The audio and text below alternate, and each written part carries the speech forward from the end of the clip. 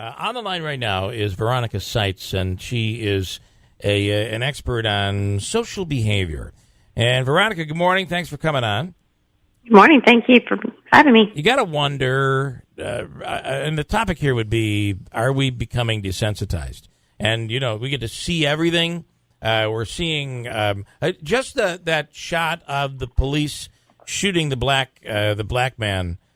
You literally saw him being shot, or the one in the car where the wife was live streaming it, and there he is bleeding in front of your very eyes, and he died right before our very eyes. And then cops being shot, and all of this, we're witnessing it. How do we handle this mentally?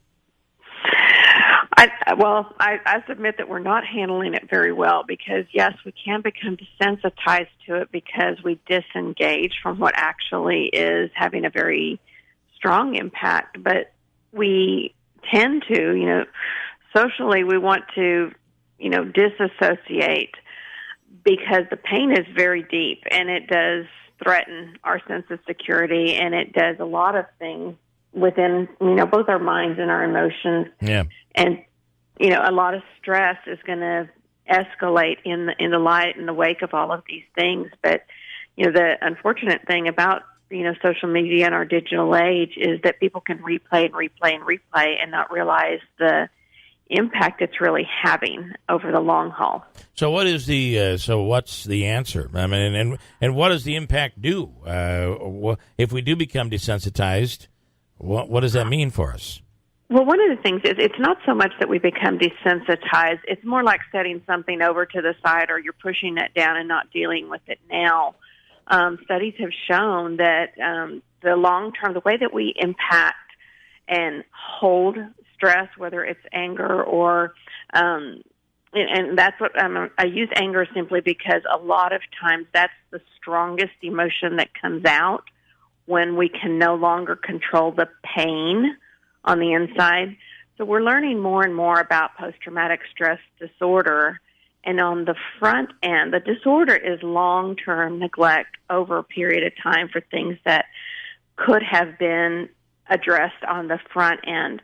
Now, there's no guarantee that, we can prevent it, but there's a lot that I do in critical stress management immediately following traumatic events that really has shown a difference in people's lives where they don't spiral to that place of post-traumatic disorder, because there is post-traumatic stress, but there's a difference between the stress management, which is to take care of the need before it becomes more problematic, versus neglect because you didn't know what could have been done to reset how you respond to all of the stress. And this is probably only going to we're going to be seeing more. I mean, social media has allowed us to see things just like that, the video of when the woman and the guy were stopped and ultimately the guy was shot by police. And she begins live streaming that. It's all live. It's right there before your very eyes. You literally see the guy die right there.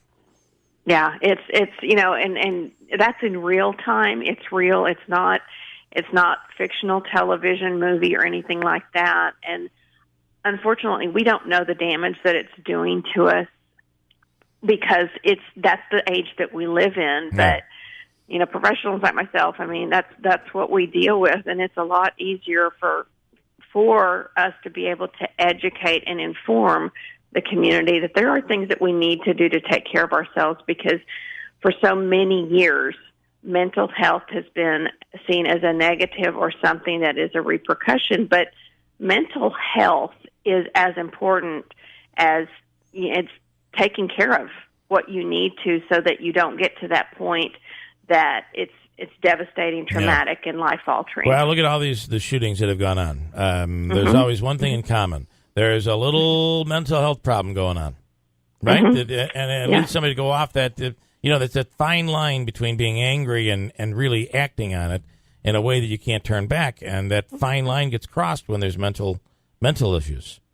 Exactly. Yeah. And, we think about, people are willing to go to the dentist for a preventative purpose for the dental health component of it, because we know if we don't, we're going to wind up losing our teeth. Well, we've got to start to think about mental health in the same way. There are preventative things that we need to do so that things don't get out of order and become disorders that, impact everybody in horrific ways. All right. Interesting. Veronica Sites, thanks so much for coming on. Appreciate it. Thank you.